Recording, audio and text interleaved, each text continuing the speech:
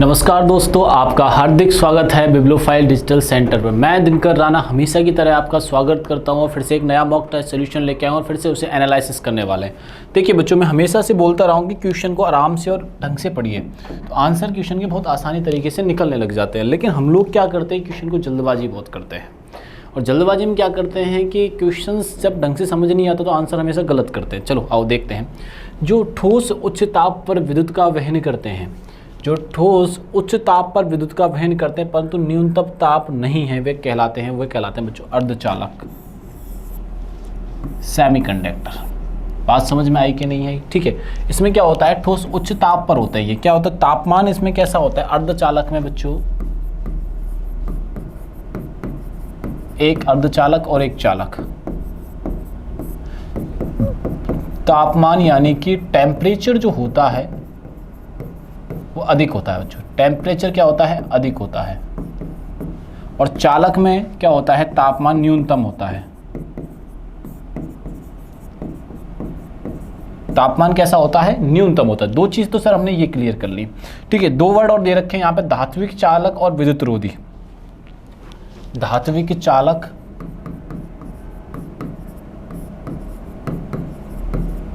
एक दे रखा है विद्युत रोधी। विद्युत रोधी से आपसे नाम से ही क्लियर हो गया होगा, इसमें विद्युत प्रवाह नहीं होता है। इसमें क्या नहीं होता बच्चों, विद्युत का प्रवाह नहीं होता है। विद्युत का प्रवाह नहीं होता है, ये बात आप लोग ध्यान रखिएगा। जैसे मैंने ऑप्शन देख रहे हैं अपन सारे के सारे कि ऑप्शन क्या कहता है। देखो अपन उन चीज़ों को रिपीट नहीं करेंगे जो पहले क्वेश्चनों में रिपीट कर चुके। हर बार नए ऑप्शन आएंगे, हम हर बार नए ऑप्शन को क्या करेंगे, तरीके से एनालिसिस करने वाले। ऐसे ही जो करंट अफेयर की क्लास आने वाली है, मैं चीज़ों को रिपीट करके टाइम वेस्ट नहीं करूँगा आपका। उसमें क्या करने वाले हैं, करंट अफेयर क्लास में हर एक ऑप्शन कंप्लीट इलुबरेट होगा, जिससे कि नए नए क्वेश्चन आप उनसे जो रिलेटेड हैं उन सभी को सीख पाएँ। देखिए, और धात्विक चालक क्या होता है, वे धातुएं जिनमें विद्युत धारा बह रही होती है। आसान भाषा में वे धातुएं जिनमें विद्युत धारा बहती है। तो ये बात अपने को यहां से याद रखनी है। ये चीज क्या रखनी है, अपने को याद रखनी है। तो हमारा आंसर तो यहां पे क्या हो जाएगा बच्चों, अर्धचालक ही हो जाएगा। ठीक है, वापस क्वेश्चन पे आते हैं। तो आंसर तो है सेमीकंडक्टर। चलिए नेक्स्ट क्वेश्चन पे चलते हैं। किसी संस्था की लाभप्रदता निर्भर करती है। कोई भी आप एक ऑर्गेनाइजेशन चला रहे हो, कोई भी एक ऑर्गेनाइजेशन है, जैसे मैंने कहा आप कोई एक ऑर्गेनाइजेशन चला रहे हो बच्चों, ठीक है ना, उसमें क्या क्या रखना चाहिए, क्या नहीं रखना चाहिए। जैसे नॉर्मली अपन बात करते हैं, इस क्वेश्चन का आप नॉर्मली आंसर दीजिए। आप ये मत सोचिए कि आप कोई इकोनॉमिक सब्जेक्ट पढ़ रहे हैं या कुछ भी। तो उस संस्था में आप अच्छे से रनिंग करने के लिए पूंजी, पहले बात तो पूंजी लगानी होगी बिजनेस को रनिंग करने के लिए। ठीक है, स्टाफ अच्छा होना चाहिए। स्टाफ अच्छा होने के बाद मैनेजमेंट अच्छा होना चाहिए। मैनेजमेंट होने के बाद फिर जो आप प्रोडक्ट बना रहे हो उसमें क्वालिटी अच्छी होनी चाहिए। प्रोडक्ट में क्या बच्चों, क्वालिटी अच्छी होनी चाहिए। अब ये चीज़ देखते हैं ऑप्शन में क्या क्या चीज़ें दे रखी हैं। संसाधित न्यास की गुणवत्ता पर, क्वालिटी ऑफ डाटा प्रोसेस, जो डाटा प्रोसेस किया जा रहा है उसकी क्वालिटी कैसी होनी चाहिए, बढ़िया होनी चाहिए। चल ठीक है। Quantity of data process, quantity पे काम करना चाहिए, क्वालिटी पर, दोनों में से एक चीज़ हमें चूज करनी होगी। तो हम क्वालिटी को चूज करेंगे, इसको हटा देंगे। क्वांटिटी पे काम कम किया जाता है, बल्कि हम क्वालिटी पर अच्छा काम करते हैं। ठीक है। Speed of processing the data, speed की जो प्रोसेसिंग डाटा उस पर भी देखना होगा। हम क्वालिटी तो दे रहे हैं लेकिन काम स्लो हो रहा है, तो वो क्या है कि मैन्युफैक्चरिंग, अगर कोई मशीन मैन्युफैक्चरिंग कोई संस्था तो उसमें वहाँ पे दिक्कत आने वाली है। इवन किसी में भी दिक्कत आने वाली है। तो इसको ध्यान में रखते हुए हमें स्पीड ऑफ प्रोसेसिंग को, डाटा का जो हो रहा है उस पर भी ध्यान देना होगा। तो अकॉर्डिंग टू क्वेश्चन हमारा आंसर क्या सही हो जाएगा, बोथ ए एंड सी। बात समझ में आई कि नहीं आई? संसाधित न्यास की गुणवत्ता और न्यास के संसाधन की गति पर, तो आंसर इज डी। प्रकाश संश्लेषण प्रक्रिया में परिवर्तन निहित है। प्रकाश संश्लेषण प्रक्रिया में एक्चुअली में क्या हो रहा होता है, हमसे ये पूछा जा रहा है। रासायनिक ऊर्जा का विकिरण ऊर्जा में बदलना, रासायनिक ऊर्जा का यांत्रिक ऊर्जा में बदलना, सौर ऊर्जा का रासायनिक में बदलना। चलो इसका अपन देखते हैं कि सौर ऊर्जा जो होती है रासायनिक ऊर्जा में कैसे बदलती है। जैसे कि मैं आपको बता दूं, सूर्य की उपस्थिति में, सूर्य की उपस्थिति नहीं, सूर्य के प्रकाश की उपस्थिति में, सूर्य के प्रकाश की, सूर्य के प्रकाश की उपस्थिति में, प्रकाश की उपस्थिति में, ठीक है, प्रकाश की क्या रहेगी, प्रेजेंस रहेगी। अब क्या होगा बच्चों, एक तो CO2 और जल H2O, प्रकाश की उपस्थिति होने के कारण ये ग्लूकोज में बदलेगा, यानी खाना ग्लूकोज, और जो बाई प्रोडक्ट निकलेगी वो क्या निकलेगी, ऑक्सीजन बाई प्रोडक्ट निकलती है, ये बात ध्यान रखना, बाई प्रोडक्ट निकलता है, ये बात बहुत इंपॉर्टेंट बात बोली है मैंने। कार्बन डाइऑक्साइड CO2 और जल दोनों संपर्क में आते हैं तो किसकी उपस्थिति होती है, प्रकाश की उपस्थिति में ग्लूकोज और O2 बनते हैं। O2 जो होता है बाई प्रोडक्ट बनता है बच्चों। तो इस प्रक्रिया को हम प्रकाश संश्लेषण की अभिक्रिया कहा जाता है। ये जो है सौर ऊर्जा की उपस्थिति, सौर ऊर्जा किस में बदल रही होती है, रासायनिक ऊर्जा में ये बदल रही होती है। ऑप्शन में क्या पूछा गया वो देखते हैं, आइए, कि सौर ऊर्जा का रासायनिक ऊर्जा में बदलना ही प्रकाश संश्लेषण है, जिससे कि पौधे जो होते हैं अपने लिए खाना बनाते हैं।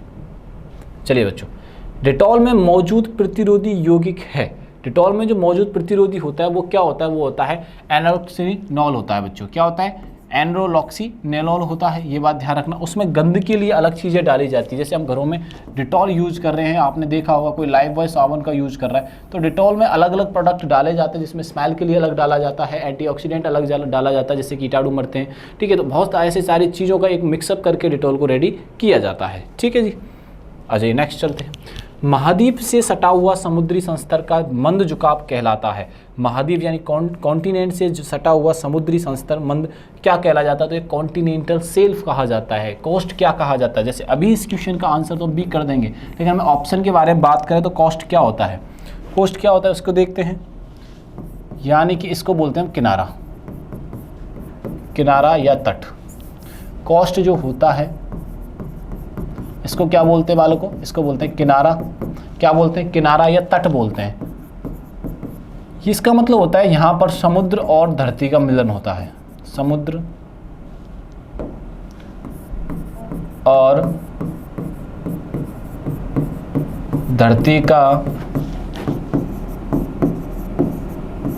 मिलन होता है। बात समझ में आई कि नहीं है, ठीक है। समुद्र और धरती का मिलन होता है, उसे क्या कहते हैं बच्चों, कोस्ट कहते हैं, यानी कि ठीक है। दूसरा क्या दे रखा है इसमें, एक तो दे रखा है कॉन्टिनेंटल है बच्चों, ये कॉन्टिनेंटल है, ये बात ध्यान रखना, इसको सही कर लेना। कॉन्टिनेंटल सेल्फ जो इसमें दिया हुआ है कि महाद्वीप से सटा हुआ समुद्री संस्तर का मंद झुकाव को क्या कह लेते हैं, कॉन्टिनेंटल सेल्फ कहा जाता है, ठीक है। कॉन्टिनेंटल प्लेटफॉर्म और कॉन्टिनेंटल स्लैब क्या होती है, जो झुकाव होता है, स्लॉप का मतलब होता है झुकाव, तो कॉन्टिनेंट में जो भी स्लॉप होती है उसे क्या बोलते हैं, कॉन्टिनेंटल स्लॉप बोला जाता है। मेन अपने से पूछा जा रहा है ये कोस्ट के बारे में, समुद्री और धरती का जो मिलन होता है उसे हम तट या कोस्ट कहते हैं।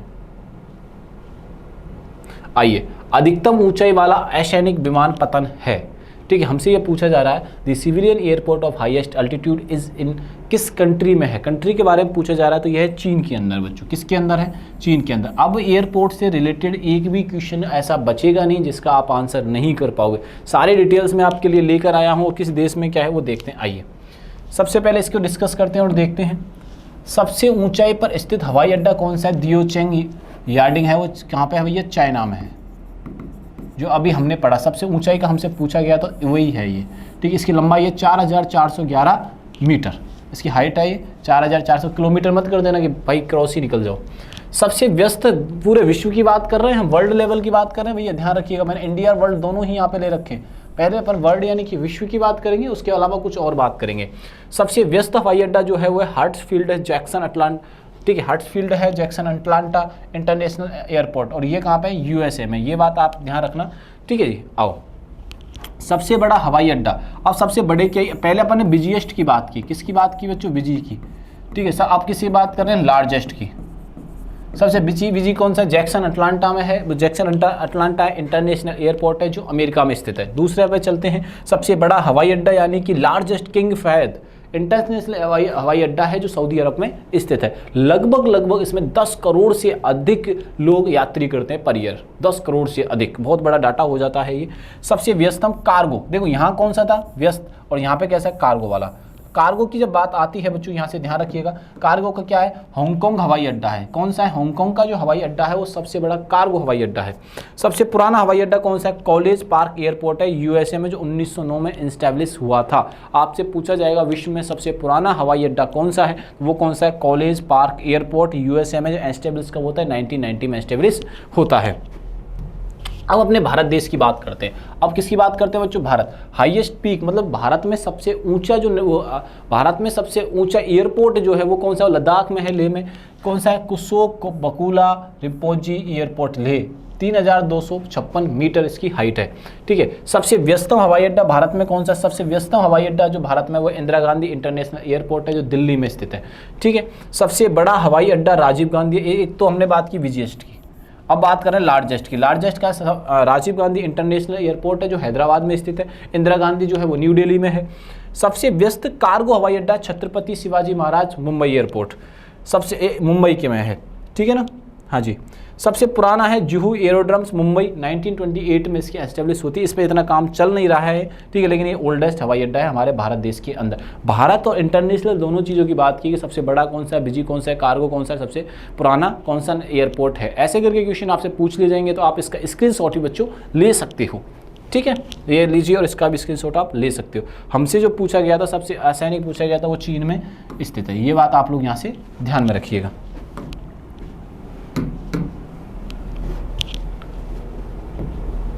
पाइप्ड प्राकृतिक गैस का प्रयोग किया जाता है, तो इसका प्रयोग किया जाता है कुकिंग यानी खाने पकाने में। ये जो सिलेंडर वाली गैस होती है उससे डिफरेंट होती है। पाइप लगा के घर को सिलेंडर दिया जाता है, इसमें सिलेंडर लाने ले जाने की या हमें भरवाने की कोई दिक्कत नहीं है, जो डायरेक्ट इसे कर सकते हैं। पकाने या भोजन को पकाने के लिए इस यूज़ किया जाता है पीएनजी का।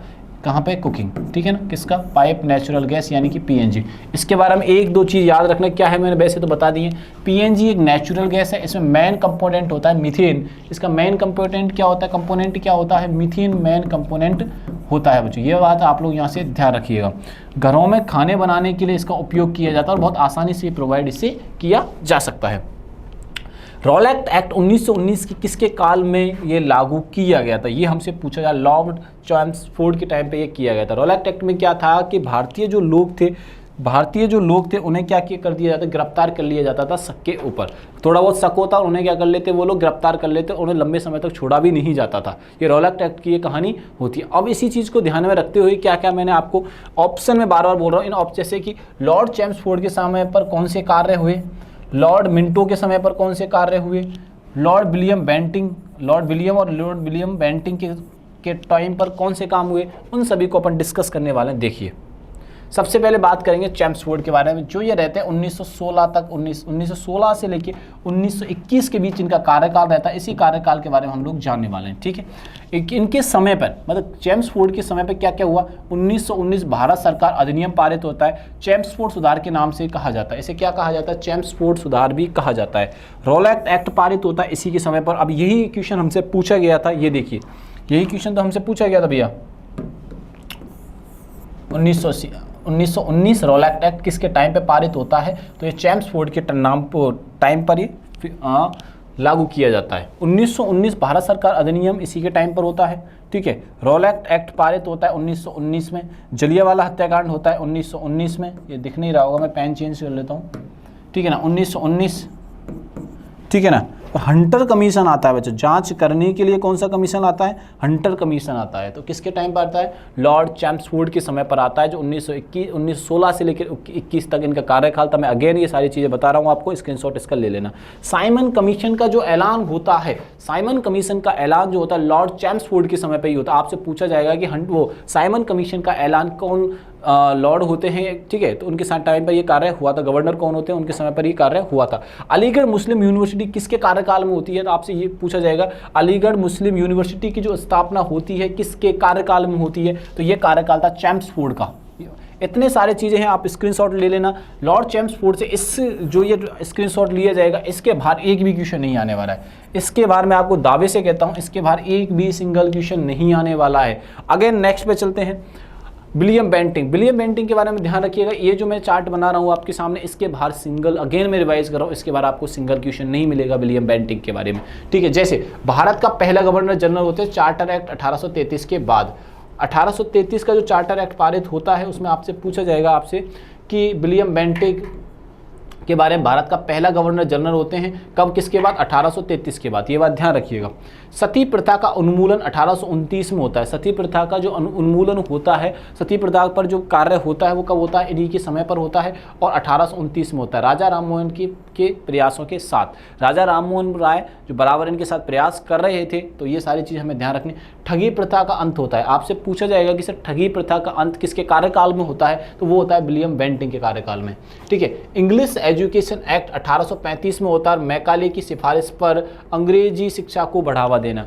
हमें तो आप मैकाले का आपने नाम सुना होगा, जो अंग्रेजी शिक्षा को बढ़ावा देते हैं मैकाले होते हैं। मैकाले किसके कार्यकाल में होते हैं वो आपको पता रहना चाहिए सर, विलियम बेंटिक के कार्यकाल में रहते हैं। ठीक है। इंग्लिश एजुकेशन एक्ट कब पारित होता है, 1835 में होता है। 1835 में जो गवर्नर होते हैं वो किसका कार्यकाल होता है, वो होता है विलियम बेंटिक का कार्यकाल होता है। कलकत्ता मेडिकल कॉलेज की जो स्थापना होती है बच्चों, कलकत्ता मेडिकल कॉलेज की जो स्थापना होती है वो विलियम बेंटिक के समय ही होती है। ये बात भी आपको ध्यान रखना। मैं आपको गारंटी से बोल रहा हूँ जो ये कंटेंट है बहुत काम का है। इसके बाद विलियम बेंटिक और पहला हमने पढ़ा चैम्सफोर्ड, इनसे बाहर क्वेश्चन सिंगल नहीं मिलेगा। जब आप एग्जाम देके आओगे तो मैं आपको बताऊंगा कि मैंने देखो भैया ये चीज़ आपको क्लियरली बोली थी। ठीक है, आइए आगे। ठीक है। मिंटो के टाइम पर कौन सा काम होता है, 1809 की अमृतसर की संधि होती है बच्चों। 1809 में जो अमृतसर की संधि होती है वो मिंटो के टाइम पर बच्चों होती है। ये बात आप लोग यहाँ से ध्यान में रखिएगा। ठीक है। ये क्वेश्चन का आंसर हमें मिल गया, लॉर्ड चैम्सफोर्ड।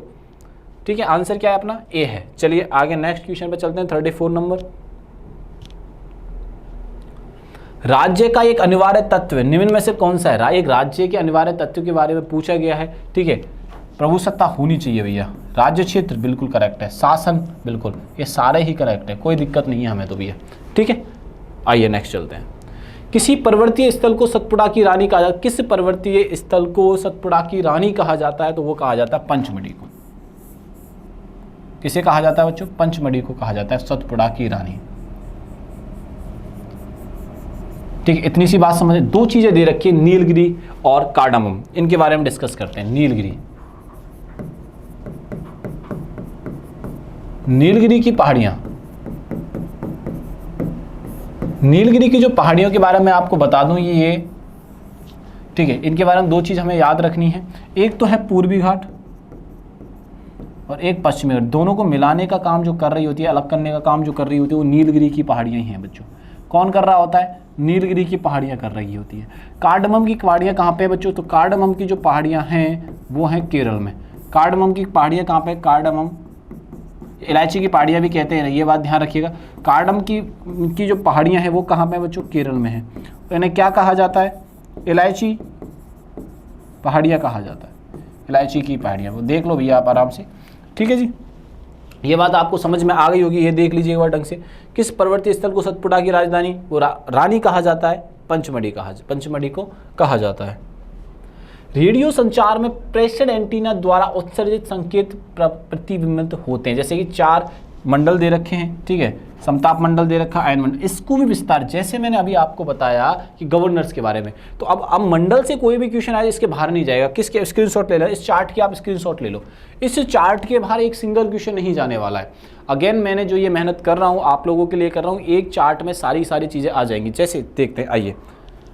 ट्रोपोस्फीयर जो होता है, सौरमंडल जो हमें दिख रहा होता है, हम जिसमें हम देख पाते हैं, जिसमें आंधी धूल जैसी चीज़ें हो रही होती है, बारिश हो रही होती है, वो सौरमंडल में कार्य में होता है। जैसे पृथ्वी की सतह से 0 किलोमीटर से लेकर 12 किलोमीटर तक, इसको KM कर लेना, तक बारिश, आंधी, तूफान, ऊंचाई बढ़ने पर तापमान घटता है। देखो पृथ्वी की सतह से, लेकिन हम यहाँ खड़े हैं पृथ्वी की सतह पर, और 12 किलोमीटर तक सौरमंडल होता है। सौरमंडल में क्या होता है, बारिश, आंधी, तूफान आते हैं। आपसे पूछा जाएगा किस मंडल में बारिश, तूफान आते हैं, तो सौरमंडल में वो आते हैं। ऊंचाई बढ़ने पर तापमान घटता है। ऑब्वियसली ये बात है कि ऊंचाई बढ़ने पर क्या होता है, तापमान घटता है। ठीक है, ये तो बात समझ में आ गई सर हमारे। दूसरी बात, स्ट्रेटोस्फीयर यानी समताप मंडल पृथ्वी की सतह से 12 किलोमीटर से लेकर 50 किलोमीटर तक होता है। आपसे ये क्वेश्चन भी पूछा जा सकता है कि समताप मंडल जो है 12 कितने किलोमीटर से कितने किलोमीटर के मध्य होता है। आपसे क्या क्या पूछा जा सकता है कि समताप मंडल जो है वो कहाँ से कहाँ तक होता है, तो 12 किलोमीटर से लेकर 50 किलोमीटर तक होता है। इसमें ओजोन परत पाई जाती है। ये क्वेश्चन मैं सीरियसली बता रहा हूँ आपको, 10 बार पूछा जा चुका है कि किस मंडल में ओजोन परत पाई जाती है। ओजोन परत के कार्य की बात नहीं कर रहा हूँ मैं, ये बोल रहा हूँ कि ओजोन परत कहाँ पाई जाती है, किस मंडल में पाई जाती है। तो ओजोन परत जो पाई जाती है वो समताप मंडल में पाई जाती है। हवाई जहाज जो उड़ते हैं वो किस में उड़ते हैं, समताप मंडल में उड़ते हैं। हवाई जहाज जो उड़ते हैं वो किस में उड़ते हैं, हवाई जहाज जो उड़ते हैं वो समताप मंडल में उड़ते हैं। ये बात दोनों की दोनों हमें याद रखनी है। पहला मंडल बात किया अपन ने, पहली जो लेयर की बात की हमने, पहली जो 1 नंबर पे जो लेयर आती है वो आती है बच्चों ट्रोपोस्फियर, दूसरे नंबर पे आते हैं स्ट्रेटो, अब आते हैं मध्य मंडल यानी कि मेसोस्फीयर। इसमें उल्कापिंड होते हैं। इसमें क्या होते हैं बच्चों, उल्कापिंड होते हैं। और उल्कापिंड के साथ साथ ये सबसे ठंडा मंडल भी है। आपसे पूछा जाएगा ये 5 जो परत जो दे रखी है, 5 परतों में सबसे ठंडी परत कौन सी होती है, तो सबसे ठंडी जो परत होती है वो कौन सी होती है, मध्य मंडल होता है। ये बात आप लोग यहाँ से ध्यान रखना। ये 3 नंबर है। 4 नंबर पर चलते हैं, थर्मोस्फीयर, समताप मंडल। समताप मंडल जो फैला हुआ है 80 किलोमीटर से लेकर 700 किलोमीटर तक फैला हुआ है। इसमें आयनोस्फीयर होता है। इसमें ही क्या होता है, इसी के बारे में क्वेश्चन हमें पूछ रहा है कि आयनोस्फीयर किस में होता है। तो आयनोस्फीयर पर स्फीयर जो पाया जाता है वो थर्मोस्फीयर में पाया जाता है। इसमें रेडियो की तरंगें होती हैं। आपसे पूछा जाएगा कि किस मंडल या किस परत के अंदर रेडियो की तरंगें होती हैं, तो वो किस में होती है बच्चों, थर्मोस्फीयर में होती है। तापमान सर्वाधिक होता है, बहुत अधिक होता है, ये बात ध्यान रखना। सर्वाधिक जो तापमान होता है बहुत अधिक होता है, किसमें होता है, थर्मोस्फीयर में। इसी कारण इसका समताप मंडल नाम भी रखा जाए। अंतरिक्ष स्टेशन जो दूसरे देशों के जो अंतरिक्ष स्टेशन जो होते हैं वो किस में होते हैं, थर्मोस्फीयर में होते हैं। अब लास्ट एंड फाइनल है एक्सोस्फीयर, जिसे बाह्य मंडल कहा जाता है। इसमें उपग्रह घूम रहे होते हैं। इसमें क्या घूम रहे होते हैं बच्चों, उपग्रह घूम रहे होते हैं। ऐसे करके हमने 5 के जो परतें हैं उनके बारे में जाना, और हमारा आंसर क्या हो जाएगा यहाँ से, अपन आयन मंडल के बारे में पढ़ रहे हैं तो थर्मोस्फीयर। तो आप सारे बच्चे यहाँ से स्क्रीनशॉट ले लेना इस चीज का, लीजिए, ठीक है ना। आयन रेडियो संचार, अच्छा रेडियो संचार के बारे में पूछा गया था भाई। रेडियो संचार कहाँ पे, देखो रेडियो तरंगें ये रही, तो इसमें भी आंसर क्या आ जाएगा, थर्मोस्फीयर आ जाएगा। चलिए ठीक है, अब देख लीजिए इसका 1 मिनट, ये देख लो भैया, आराम से स्क्रीनशॉट ले लो, कोई दिक्कत नहीं होनी चाहिए किसी बच्चे को।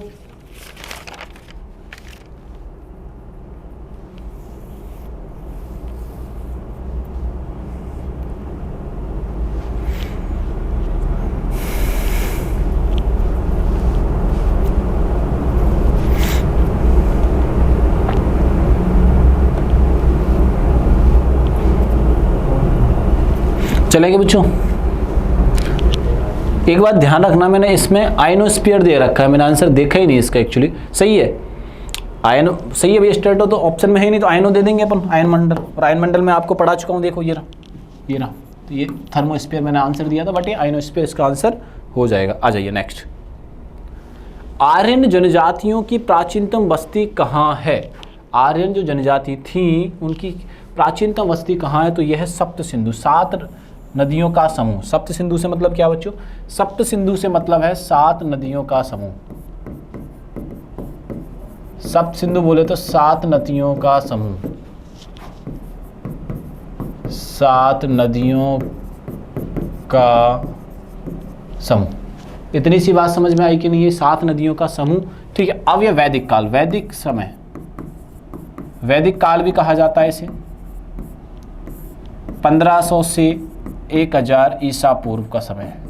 कौन सा समय बच्चों, ये 1500 से 1000 ईसा पूर्व का समय। ये ग्रामीण कल्चर था बच्चों। कैसा कल्चर, ठीक है, ये सिंधु घाटी की बात करते तो वो अर्बन होता है, तो ये ग्रामीण यानी कि रूरल है। कैसा है, रूरल है। 1500 से 1000 ईसा पूर्व का है, ठीक है। सप्त सिंधु है, आपका क्लियर यहाँ से हो गया होगा। तो आंसर इज सी। किसी रूप के पौधे को कोको और चॉकलेट प्राप्त होता है, तो वो छोटे वृक्ष से प्राप्त होता है, छोटे स्मॉल ट्री से प्राप्त होता है बच्चों। किससे प्राप्त होता है, छोटे ट्री से प्राप्त होता है। महारंध्र जो एक द्वारक है कहाँ होता है, तो ये कपाल में होता है, छोटा सा पीछे की तरफ। यहाँ पे मेरुरज्जु और मस्तिष्क को जोड़ने का काम कर रहा होता है, ठीक है। जैसे आप बैक देखोगे थोड़ा आपको गड्ढा सा दिखाई देगा, वो आपको क्लियर हो जाएगा।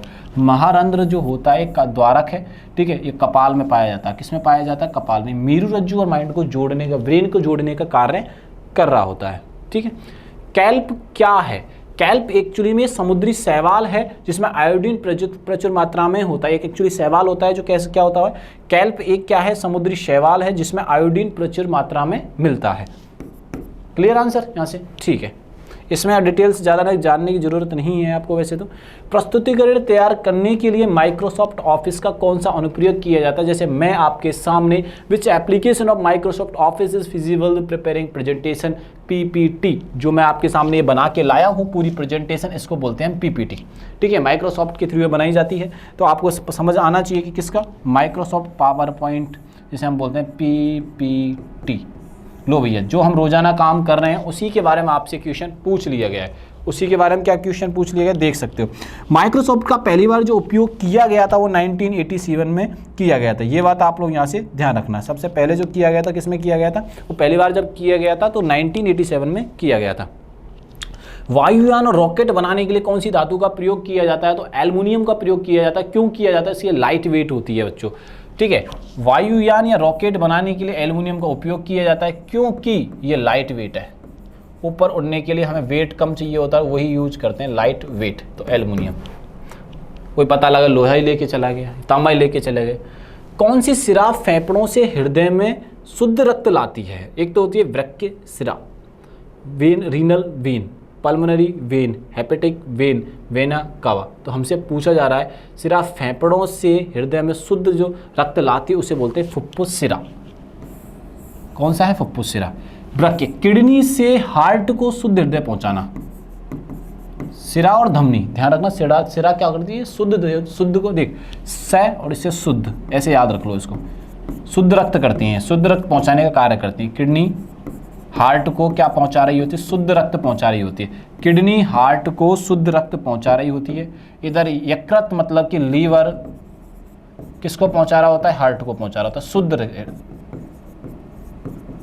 शुद्ध रक्त। ठीक है, सिरा की बात आए तो शुद्ध याद रखना, धमनी की बात आए तो अशुद्ध याद रखना। ठीक है ना, ये बात जैसे महाशिरा है, ये अशुद्ध रक्त इसमें बह रहा होता है। किडनी, वृक्क क्या, किडनी का काम क्या करती है? ब्लड में से जो हानिकारक पदार्थ हैं उन्हें निकालने का काम करती है, हानिकारक पदार्थों को निकालने का काम करता है। ये बात आप लोग यहाँ से ध्यान रखना। इस क्वेश्चन का आंसर क्या हो जाएगा हमारे पास? बी आंसर हो जाएगा, यानी कि पल्मोनरी फुफ्फुस सिरा। ये बात आप लोग यहाँ से ध्यान रखिएगा। ठीक है ना, किडनी से हार्ट शुद्ध हृदय है, अशुद्ध रक्त चलाती है महाशिरा। क्लियर है नहीं है? चल सकते हैं क्या आगे? चलिए सर आगे चलते हैं। ये क्वेश्चन तो बड़ा दमदार क्वेश्चन। देखो, दो इकोनॉमिक्स के क्वेश्चन आए और मैं हमेशा से बोल रहा हूँ अगर आप ढंग से क्वेश्चन इकोनॉमिक का पढ़ोगे ना तो विदाउट एनी कॉन्सेप्ट भी क्वेश्चन कर सकते हो। घर को अपने आधार मानिए, क्वेश्चन हो जाएगा। देखिए, उपभोग की औसत प्रवृत्ति को किस रूप में परिभाषित किया जाता है? उपभोग की औसत प्रवृत्ति को कुल उपभोग प्लस वो डिवाइड बाई कुल आय। ठीक है ना, कुल उपभोग में कुल यानी कि एग्रीगेट कंजक्शन में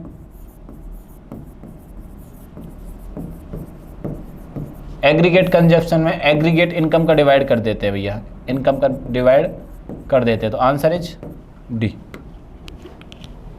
45 नंबर।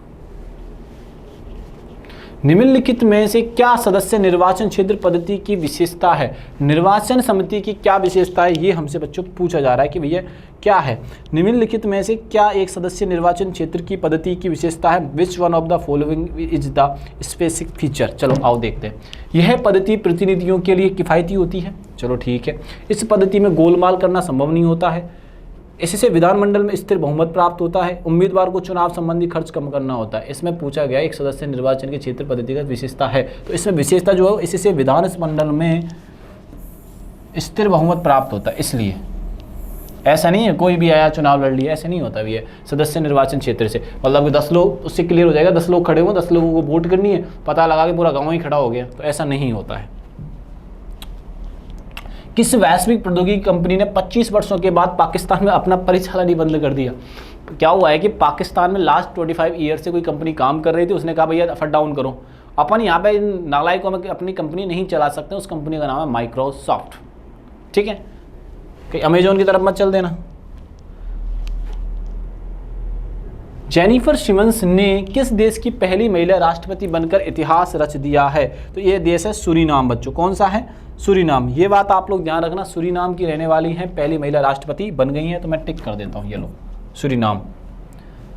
जुलाई 2025 में किसकी 125वीं जयंती पर डाक विभाग ने एक स्मारक डाक टिकट जारी किया? तो वो सुभाष चंद्र बोस। डॉक्टर राजेंद्र प्रसाद बोल रहा था बट नहीं, ऐसा नहीं है, सुभाष चंद्र बोस। भारत सिंगापुर संयुक्त सैन्य अभ्यास बोल्ड कुरुक्षेत्र का ये 14वां संस्करण कहाँ आयोजित किया जा रहा है? तो ये जोधपुर राजस्थान में आयोजित किया जा रहा है। महाराष्ट्र सरकार ने किस त्यौहार को अधिकारित राज्य उत्सव घोषित किया है? ये मैं अभी कुछ दिन पहले भी डिस्कस किए थे। तो जब महाराष्ट्र का न्यू ईयर मनाया जाता है गुड़ी पड़वा, ये लीजिए गुड़ी पड़वा, ठीक है ना। महाराष्ट्र में गणेश उत्सव भी फेमस है, गरबा जो फेमस है वो गुजरात में फेमस है, ठीक है ना, और दिवाली पूरे भारत देश में फेमस है। ऐसे करके गुड़ी पड़वा, और गुड़ी पड़वा जो होता है महाराष्ट्र का न्यू ईयर मनाया जाता है। क्या मनाया जाता है बच्चों? महाराष्ट्र न्यू ईयर त्यौहार भी मनाया जाता है। ऐसे करके हमने 25 क्वेश्चंस को एनालिसिस करा। वीडियो अच्छा लगे तो बच्चों सभी को शेयर करना है, चैनल को सब्सक्राइब करना नहीं भूलना है। तब तक के लिए थैंक यू, धन्यवाद।